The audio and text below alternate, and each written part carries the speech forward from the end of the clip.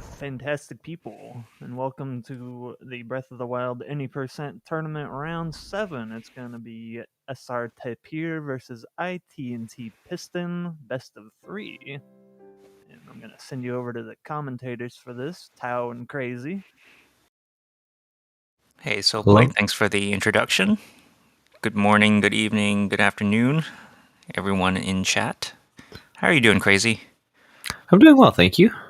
Looking forward to this exciting match. Oh yeah, this is gonna be a good one. So if you're just joining us, we're down to 4 runners in the 2021 Breath of the Wild Any Percent tournament. Just as the year is winding down, so we're gonna have some holiday finals. Tapir and Piston. This is the losers bracket. And the other 2 runners are Player 5 and Daniel, M1110, in the winners bracket. So, Crazy, I think the main thing we have to get ready for is new plateau. Absolutely. Just over the last few weeks, we've really seen this new plateau fueled by the discovery of BLSS, or bow lift smuggle sliding, really take off. It's pretty similar in speed to the previous plateau, but some runners really like it due to some increased consistency. And so definitely the runners at the highest levels seem to be favoring it over the old plateau now. And so we would expect both of these runners here to use it in their runs today. Yeah, I think the new plateau, what it's offered is, like you said, consistency. Taking out 2 of the 3 plateau BTBs, and so taking out kind of chances to lose like 30 seconds to a minute here and there, which kind of the top runners have been using in their PB attempts, but also have said, well, its consistency helps in races too. Absolutely. Races are really all about consistency. And, well, these runners are among our most consistent, given that they've made it to top 4. So really looking forward to some high-level runs. It wasn't even a month ago when I think Roko was the first to bring out the new plateau in a race, and we just all thought that was amazing and insane that he would try it. But now I think we expect to see it from these 2 runners, at least for 1 or 2 races. I don't know if anything would cause these players to kind of switch up strats between games, but it's something we've seen before. Yeah, we have seen some switching up. My guess is, in all likelihood, this is what they've been practicing pretty exclusively. So they're unlikely to switch back to the other route, which, of course, is no more forgiving than this one. So, but we will see. Definitely gonna be their decision to make. Yeah, so regardless of the decision, they're both gonna clip out of the Shrine of Resurrection, climb up this slope here, and really, New Plateau has kind of spelled the death for the Boko Shield, since most runners have been doing potlit anyway. So both Tapir and Piston are going to make their way to the potlit, and just based on slight movement differences, we'll be able to tell who's doing old plat and who's doing new plat in just a little bit. Yeah, basically, new one, you're just gonna go slightly off to the left here to pick up the Boko Spear, whereas the new one will make a hard right, and as both of our runners look like they're turning left, we're going to see 2 new plats. Ooh, Tapir getting the first spear. Not that it really matters, but just showing off a little speed at racing the Bokos to that camp. Yep. Also worth noting that both of our runners picked up some peppers. I've seen that become pretty essential for this route. This new route goes for Bomb Shrine first, which has an interesting ramification of you enter the Bomb Shrine at 2.5 hearts rather than full hearts like you did in the last route, and it makes doing the Wind Bomb inside it a little more dangerous. And so our runners want to have some food in case they would potentially take too much fall damage. Both runners make the Temple of Time clip look easy. I know this clip, when it first came out, was a little bit inconsistent for runners, so I don't know if any more consistent setups have been found since then. Tapir having some trouble with this BLSS setup here. Oof, gets hit by the Boko. Yeah, that's really not great. He's going to have to use up his durability on killing that Boko, which the Boko Spear is not particularly durable, and could cause some issues for him later. Ooh, drop the slide after getting it off. Piston, I think, tried to reuse the skew from the Temple of Time to enter Bomb's Shrine, but didn't work. So set skew the normal way. Here it's Tapir trying that, same thing. Mm-hmm. Crazy. What are your thoughts on reusing skew? I mean, I certainly think it's if you can still hit the clip, it's obviously going to save you some time and some shield durability. The pot lid shield durability is strained a little bit more in this route than in the previous route due to shield surfing on grass at the beginning, which does eat some durability off it. But obviously, like, the skew can be kind of finicky, and so if it's not gonna reuse well, you might lose more time trying to reuse it than just clearing and getting a fresh skew. I guess one of the big differences between the new route and the old route, the old route had all these BTBs, and just doing the BTB reset your skew, as Piston gets a great-looking Gamer Wind Bomb. And so you just got used to setting skew for every single shrine, but since the new plateau route takes out most of those BTBs, there's a potential of just carrying your skew throughout the entire run, but like we just saw, it's not the easiest. Both of our runners nailing Gamer Wind Bomb there and just really making it look easy. Also meant that the heart that Tapir lost to the Boko really didn't matter, because if you land up on the higher platform after the Gamer Wind Bomb, you don't really take any fall damage, or just a quarter, like in Piston's case. Yeah, now that both our runners have made it through the Bomb Shrine, the peppers that they picked up in the first Boko camp of any significant use now? I mean, so we're gonna end up with 2 wind bombs in stasis.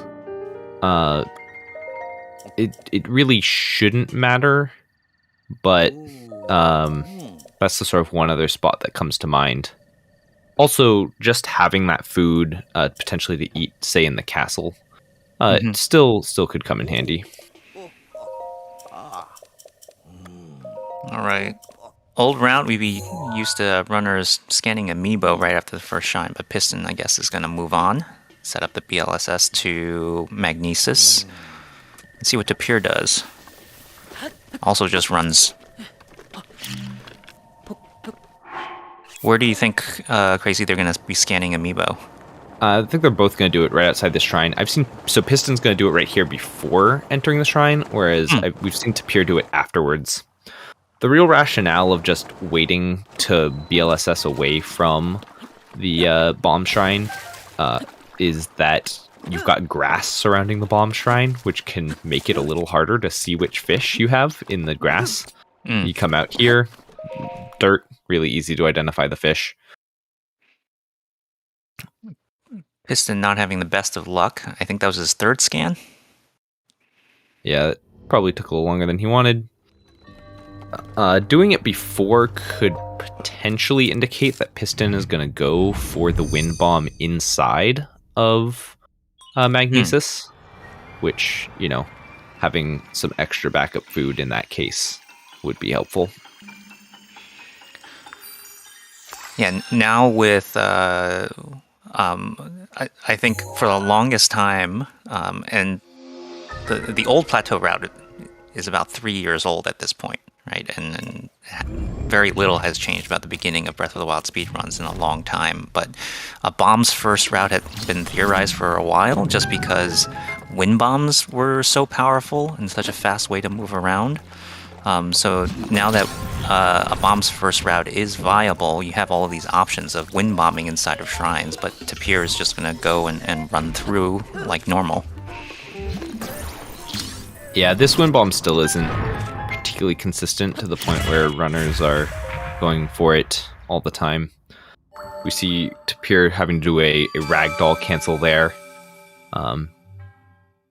to avoid failing his next wind bomb. Mm-hmm. You get this ragdoll glitch after performing a clip, and it will mess up your wind bombs if you don't deal with it. Piston also not opting for this wind bomb.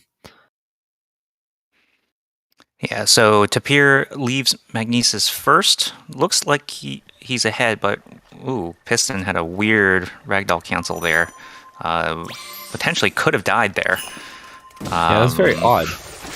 Yeah, normally when you blow yourself up like that and you have ragdoll glitch, Tapir picks up an extra spear, accidentally opening that chest there.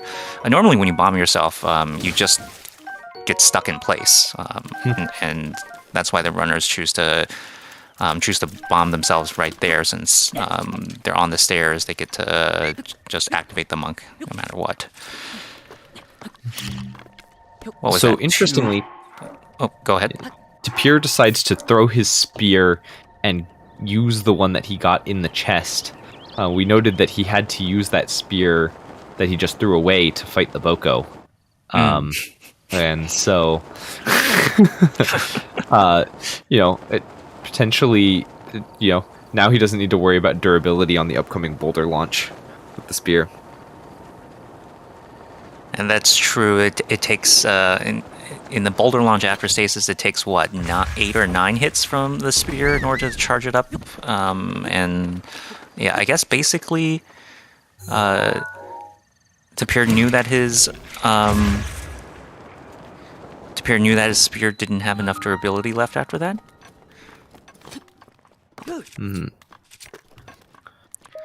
Did Tapir open that chest on purpose then? We have some suggestions in chat. I still think that seems like a risky play. You can't guarantee a spear. No, because his alternative would have been to pick up the hammer in stasis, right? Yeah. Does Mifa always give a spear? Really? Okay.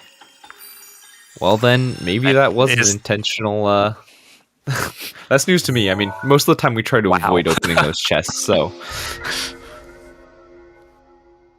Wow. That is a galaxy brain strat there. I'm gonna have to write that down for later. Alright. Tapir flopping on his shield, doing a full ragdoll glitch reset, going for stasis wind bomb. Nicely Very done. nice. The wind bomb, the timing, the bomb placement there is really, really precise. Very easy to fail. Yeah, the problem is the ceiling's pretty low, so if you get too high of a wind bomb, you're going to just hit the ceiling and fall straight down, and not make it the distance that you need to. And kind of keeping track, in Bomb Shrine, the runners just did kind of a shield flip and a unequip to... It's what we call a quick fix for the ragdoll glitch. But kind of what we found is that the quick fix doesn't really work in Stasis Shrine for some reason, or it doesn't work with the specific timing of the wind bomb.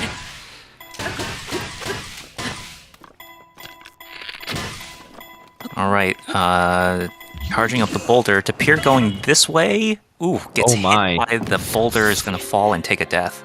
Yeah, wow. That's unlucky. Gonna basically tire runners up, I would think. Oh no, I forget, there's no old man text here, so Piston definitely takes the lead.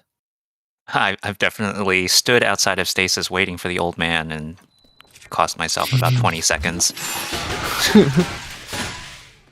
But both runners are going this way. So that means they're both setting up a BLSS to Cryonis. So both runners have just taken all the BTBs out of their routes. Yeah, it's interesting. I've definitely heard Tapir say that he thinks going for the BLSS is faster optimally. That even mediocre BLSSs tie the speed of a successful win BTB. So without the possibility of failing and losing 30 seconds. Exactly. You don't have to worry about the Bokos potentially messing you up. Second try ESC from Piston.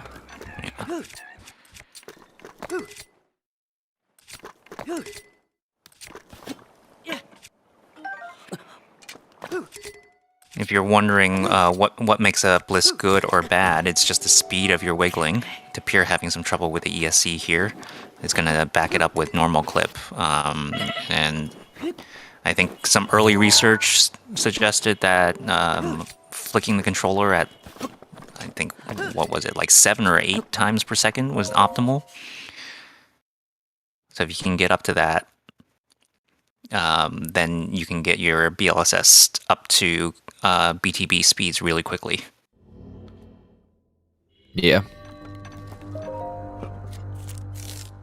But you do have to, I mean, one of the issues with BLSS is that you're not guaranteed to go in a straight line. Right. Talk about lines all the time as far as, running and trying to get there as fast as possible.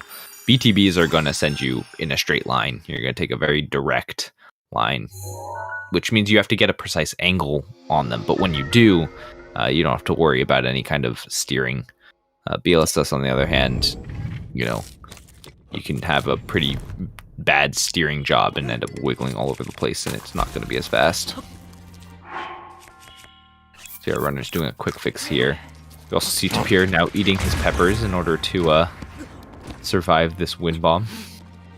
Yep. So here, when this tournament started, we talked a lot when we entered Cryonis about whether the runners would do sort of the normal speed strat by going through and doing a cryo jump to skip the last part of the shrine, or do the much more difficult wall jump to save a few seconds. And now we have bombs, and both runners just wind bomb up to the monk. Yep. Kind of makes super funny. I believe the cryo wall jump was a really newly discovered glitch in the middle of last tournament. Mm-hmm. And to the point where we only saw it like a couple of times. And now it was somewhat common by the top runners in this tournament at the start, and now it's become obsolete again. Crazy how fast these speedruns can change. Piston loses the spear there. And it breaks, so he's not going to have a weapon, but I think both runners were going to do a BLSS to castle anyway. Mm-hmm. I think we've yet to find a castle BTB setup with the spear. There's some ideas, but yeah, no one seems to really like them yet, so... but that honestly could have been on purpose, given that he'd have to throw it away at some point anyways. Yeah, we see Tapir do it too. Except Tapir picks it back up again. Yeah, I mean, two-handed weapons had a lot of uses in speedrunning before, but one of the things was they have a very long throw animation, so they made fall damage cancel really easy. The spear has a much faster throw animation, and so it's much easier to like accidentally throw it away. We saw both our runners do that there, but Piston's weapon had much lower durability, and it broke when it fell. Speaking of getting up to speed with BLSS, I think one thing BLSS, while it has made runs more consistent for everyone, it kind of also has raised the skill cap a little bit. I think we were talking about this before the race started, where kind of, if anyone gets off the same BTB as like the world record run, for example, they're traveling at the same speed as the world record run at that point. But with BLSS, it's another place where the skill of the execution of the trick matters, and you can be faster if you're better at this. So, all right, loaded gate, unloaded. Oh, loaded gate for Piston. That's really unlucky. Piston here has a consistent skew setup though, kind of cool to see, and hopefully that'll allow him to get off a nice ESC to clip in anyways. Ooh, very close there. Yeah, got the frame, got rejected by the clip somehow. Tapir drops in straight into a loaded gate as well. Man, the game not being friendly to our runners here. No, and Tapir had that situation where basically we were only seeing like fuzzy triangles instead of textures. But the game decided the gate was the absolute most important thing to load at that point. Mm-hmm. Oh, what is this new strat from Piston? Headshots the Moblin, so he can immediately sneak strike it? Interesting. Interesting. That is something that I don't think he's shown off in the Discord just yet. So that's really cool. I guess the point is you need to use an arrow up anyways, because looks like he's going to be doing the out of bounds route and wants exactly 7 arrows entering the fights. So if you're gonna use an arrow at some point anyways, maybe that's a way to get some actual use instead of just wasting it. Because we don't have we actually have extra arrows now. Whoa, Piston alerting the Lizalfos a little too quick up the stairs. We have extra arrows in this route now because we used to lose them from BTB setups, but now I guess runners are carrying all their initial 5-pack of arrows into castle. Yeah, pretty much. You use one on the boulder launch, but they don't pick that up, and so they have, I guess, 4 going into castle by my count. Yeah, 4 would make sense, but that would mean that they need to use up 2 at some point.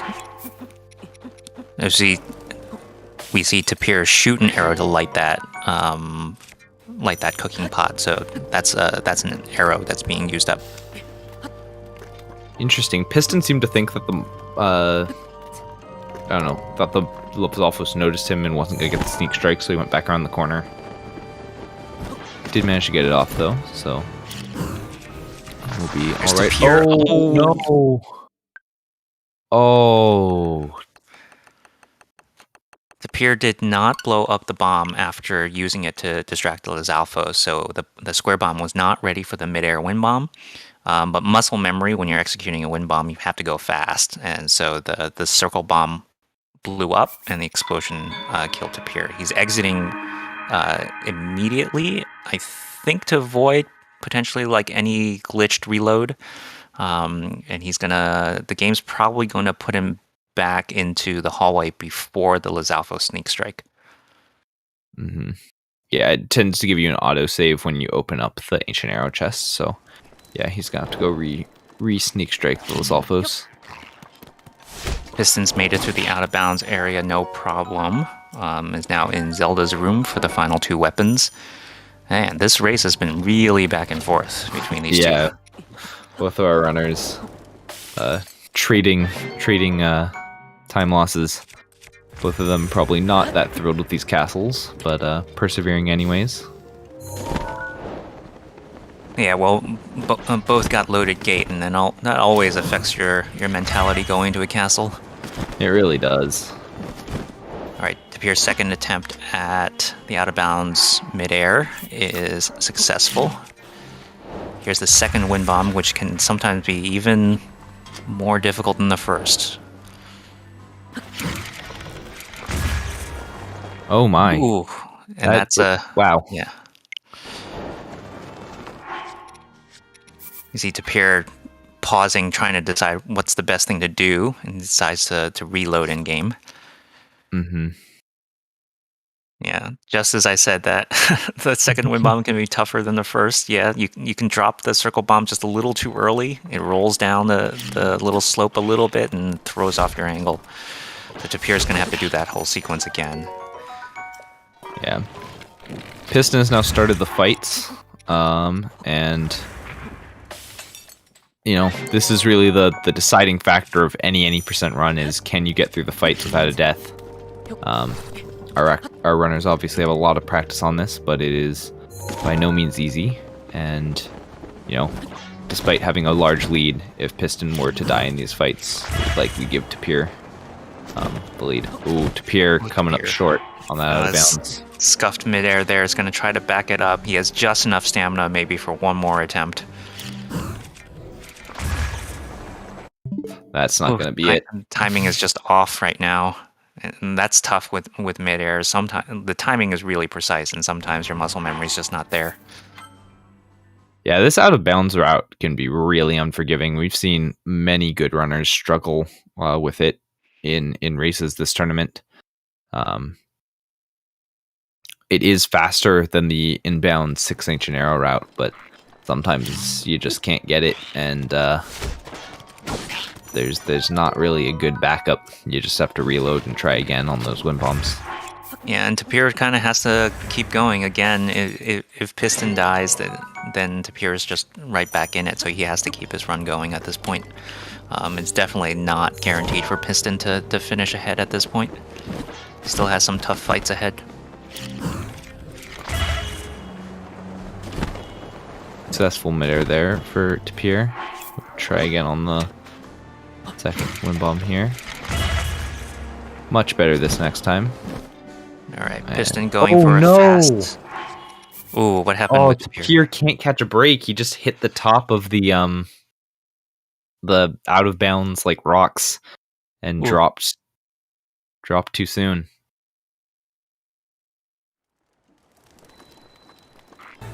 All right, we go again. Piston fighting Thunderblight. Definitely the hardest blight casually, but well, Piston used some extra durability on his Claymore, meaning that it broke early, and so he opts to do the headshot there in the first phase, because he threw the boomerang. We'll need to go pick it up and then throw it instead of doing a headshot here in phase 2. Alright, gets it. He's starting the edge of duality spin, which should end the phase. Okay, Tapir is through the out of bounds area. Oh. That's scary. Wow, manages to get the flurry rush on that attack. That could have easily been a death there. That attack is so hard to dodge. Nicely done by Piston to recover there. Okay, I was watching Tapir's screen because he had just gotten out of the out of bounds area after many attempts. What happened with Piston? Did Thunderblight get up early? Yeah, Thunderblight, his spin with the edge of duality wasn't great, so he didn't finish it off before Thunderblight got up. All right, here we go.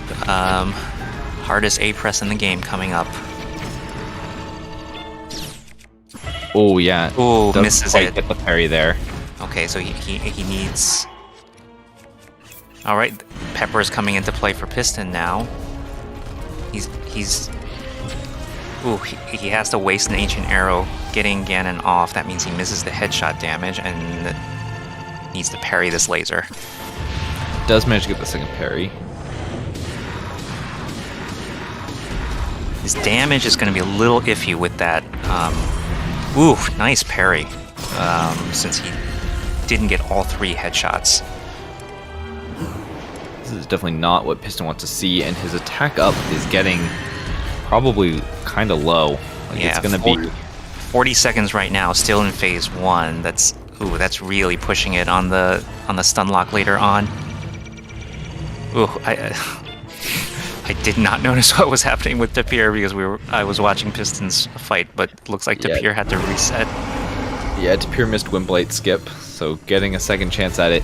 Yeah, though honestly, Piston could be in real trouble with this. Alright, does manage to get a pretty quick laser, but his attack up food is going to be really all the way gone. Yeah, he's got 20 seconds of attack up for the stun lock. That might be good for like half to 2/3 of the remaining health there, but it's not going to carry him to the end. Yeah. All right, this is getting close. Obviously, Piston is way ahead, but if he dies, he's gonna have to go back to the start of these fights, and all of a sudden, Tapir will be ahead. So. Yeah, there is enough damage in the weapons that are just lying around Sanctum to finish the fight for Piston. I mean, his attack up food is gone now, and his Claymore is about to break right there. So Piston's gonna have to do parries, have to do flurry rushes, maybe run for some extra weapons around. He can finish this fight. It is possible. Yeah, he got it down low enough. He's probably good. I think he's just gonna flurry rush this out to the end. Ganon goes to the wall here. That becomes... he'll just need to hit another parry. Ooh, getting the fast lasers there. Oh no! Oh no! Oh! Wow! All he Early on the needed... parry, I think. Oof. Yeah. He was sidestepping the blaster shots. But Tapir dies too! Oh my goodness, this is just chaos. Okay, our runners are close to tied. After all that. They really are. Wow. You wonder if either of them is watching and, can see that their opponent, how close they are.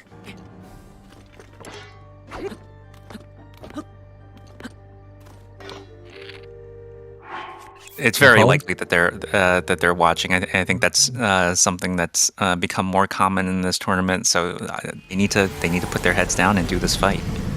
Yeah. Piston entering with a little bit of a lead, but he's gonna need better fights than the last one to keep it up. Ooh, and Tapir, and no shaking from Windblight there, and so he missed the skip and he has to reload. So Tapir falling a little behind here. Whew. Yeah. It definitely seems like Tapir's had some nerves this game or something. Not quite the consistency we'd expect from him. I mean, the loaded gate for both. Scuffed wind bombs out of bounds, like just getting your rhythm thrown off in Castle really affects how you approach blights. I mean, Piston was ahead, but let's see how Piston might adapt, because from his first fight, he knows that his Claymore durability is a little questionable at this point. So does he do anything to adjust? Yeah, we'll see. That didn't look like it. So that didn't help. That definitely didn't help. But I missed exactly where he used the extra durability last time, so it's possible it was, here in Fireblade or something, but it won't be a repeat. All right, Tapir is in the fight now.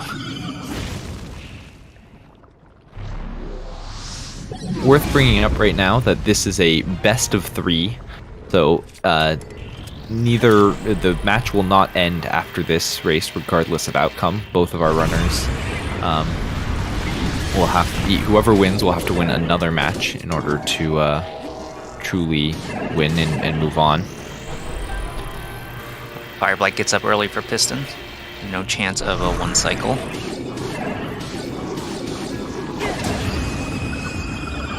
Alrighty, time to see how he handles Thunderblight here. Caused him a bit of trouble last time. Alright, so we're looking for 5 hits here in the slam. And then this could be 3 or 4. Okay, Claymore survives that slam this time, and Piston can end the phase on script. Yeah. Definitely an improvement over last time.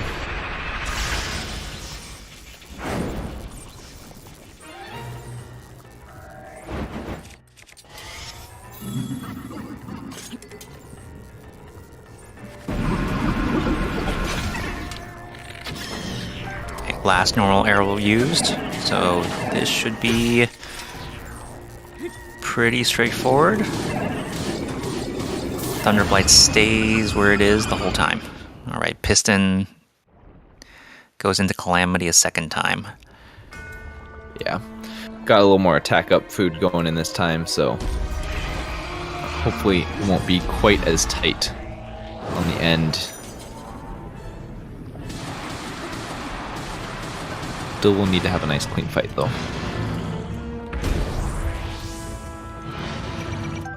Alright, looks like a good manipulation from Piston. Ganon's still in the center of Sanctum and can strafe all the way to the Claymore. Tapir heading into phase 2 of Thunderblight. Oof! That was a really... Parry looked early.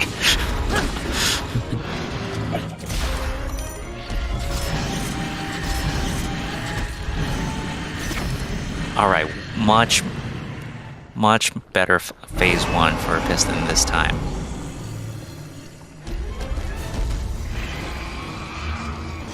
Yeah, he's got like attack, double the attack up that he had to work with from last time. Attack and then wall. Oof. Alright.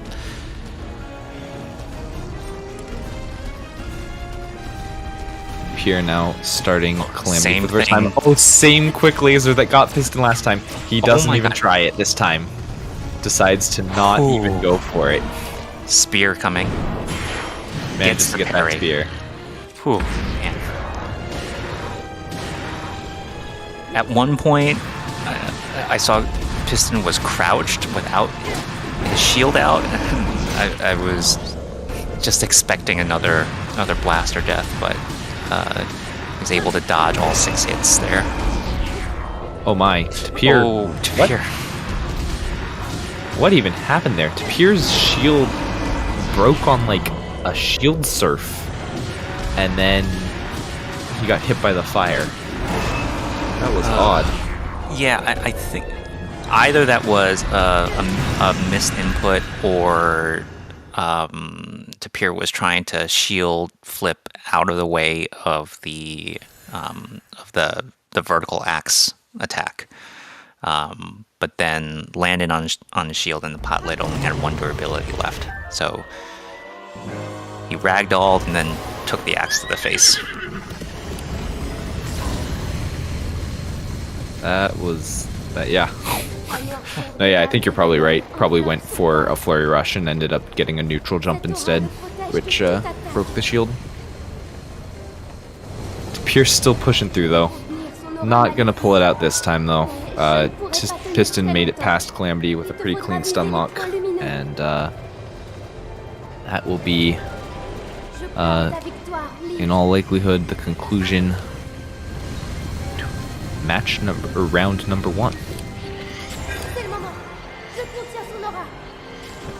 Tapir really struggling this race with Windblight skip. We seem to have to even do a reset up there.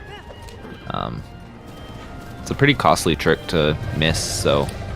Oh, and it looked like his autosave put him back to a state where he had already eaten his attack up food.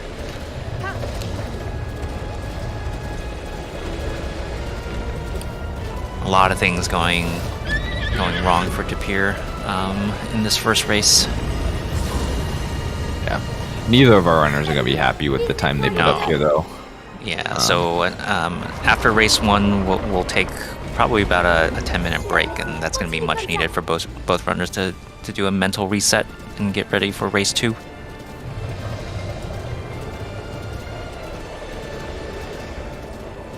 Yeah, a lot of problems at Castle. Both runners had decent plateaus. Mm-hmm. Not flawless, but they were decent. The Castles though, really starting off on a bad place with the loaded gate, and sort of didn't get any better from there.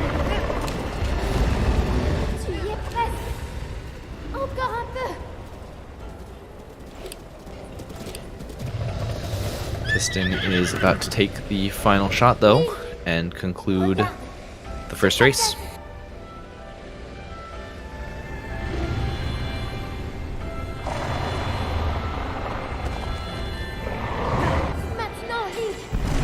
GG is to Piston. Right, race 1 goes to Piston.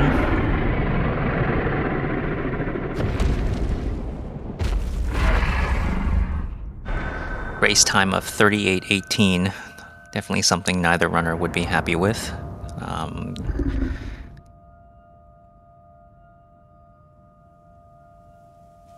Yeah, that's a pretty, definitely gonna be one of the higher times that's gonna win a race in this tournament. I don't know if it's the highest, but most of the winning times in the races, particularly at this stage, are sub 30.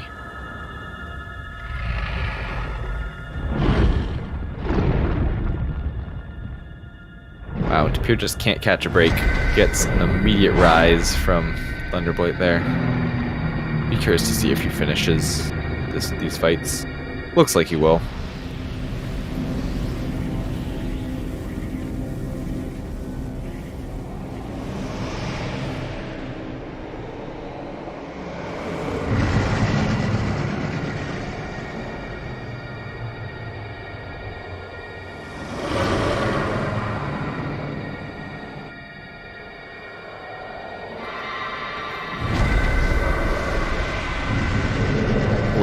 Fun optimization that Tapir is doing by throwing his boomerang in the Fire Blight.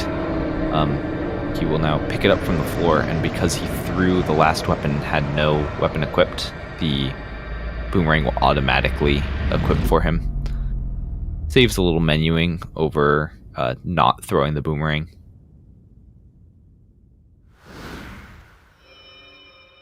Nicely done, phase 2 of Thunderblight.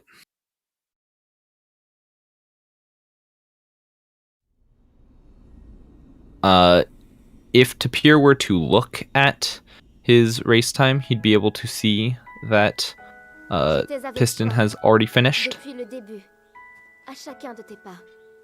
But it's possible he's not looking over. Not leaving a run unfinished when you know you have to do it again in the same setting. Yeah, I think that makes a lot of sense. Nicely done on the phase 1 there.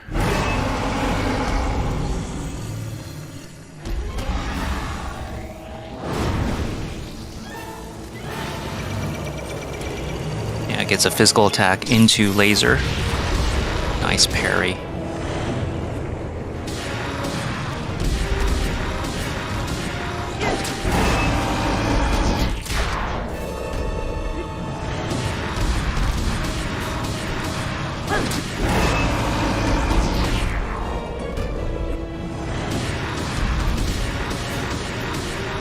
And that's the fight. Pretty solid stun lock. Yeah, that's the fight that Tapir's looking for. Kind of very optimized stamina usage here in the stun lock. Like, I think usually the visual cue is like 3/4 stamina to start the spins again, and Tapir is just a sliver under that, even saving all the time possible. Yeah.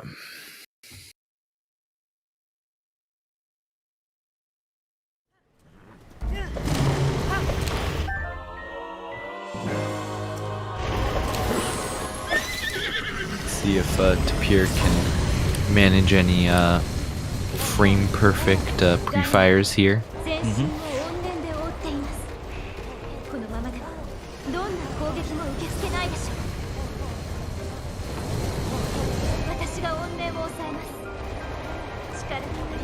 But yeah, Blights and Calamity were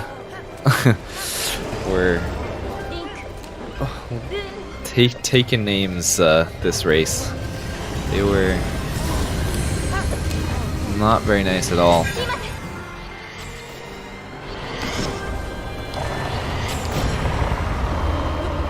Is that a speechless there?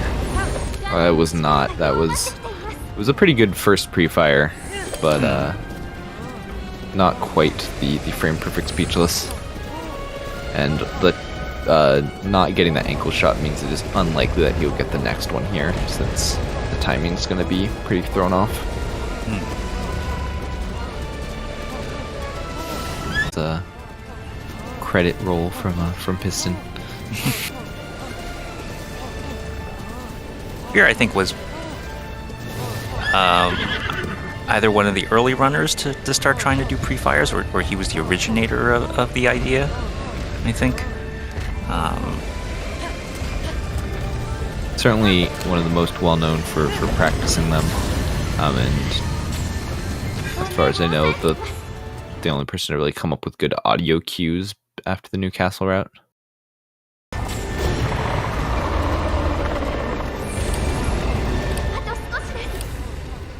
Yeah, it's one of those things that we always say. This is an auto-scroller to end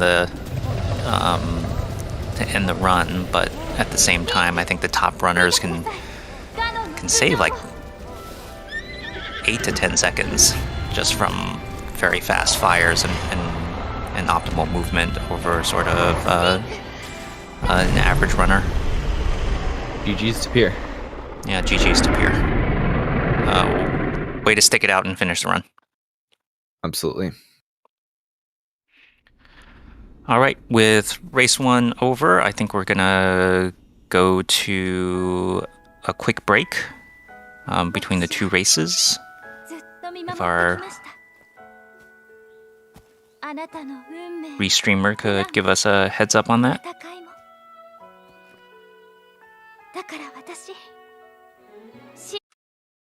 But yeah, don't go anywhere because we will have the second race pretty shortly, and potentially even a third, depending on who wins. If Piston wins the next one, that will be the end of it. But if Tapir wins, we'll end up going to a third.